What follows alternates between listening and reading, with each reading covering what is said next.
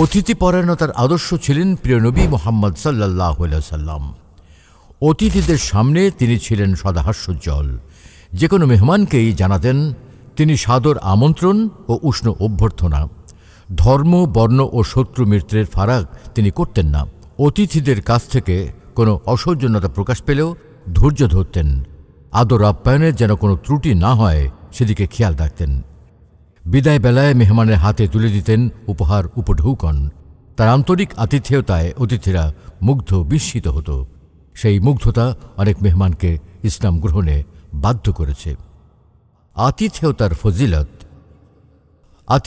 ফজিলত বর্ণনা করে রাসূল সাল্লাল্লাহু আলাইহি ওয়াসাল্লাম বলেন, যে ব্যক্তি আল্লাহ ও পরকালে বিশ্বাস রাখে সে যেন তার মেহমানের সমাদর করে। মুসলিম হাদিস ৭৯। সালমান ফারসি রাদিয়াল্লাহু তাআলা আনহু বললেন, একবার আমি রাসূল সাল্লাল্লাহু আলাইহি ওয়াসাল্লামের কাছে এলাম। একটি বালিশে হেলান দিয়ে তিনি বসা ছিলেন।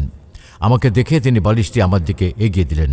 বললেন, সালমান, যখন কোনো মুসলমান তার ভাইয়ের কাছে আসে তখন তার সম্মানে যদি একটি বালিশও সে এগিয়ে দেয়, আল্লাহ তাকে ক্ষমা করে দেন। হায়াতুস সাহাবা, পৃষ্ঠা ৪৪৬। সর্বজনীন আতিথেয়তা। রাসূল সাল্লাল্লাহু আলাইহি ওয়াসাল্লামের আতিথেয়তায় শর্তের কোনো বেড়াজাল ছিল না। ধনী দরিদ্রের তফাৎ ছিল না। মুসলিম অমুসলিমের তারতম্য ছিল না। শত্রু মিত্রের কোনো ফারাক ছিল না। রাসূল সাল্লাল্লাহু আলাইহি ওয়াসাল্লাম বলেন, যে অলিমায় শুধু ধনীদের আমন্ত্রণ জানানো হয় এবং গরিবদের বাদ দেওয়া হয় তা সবচেয়ে নিকৃষ্ট খাবার। বুখারী।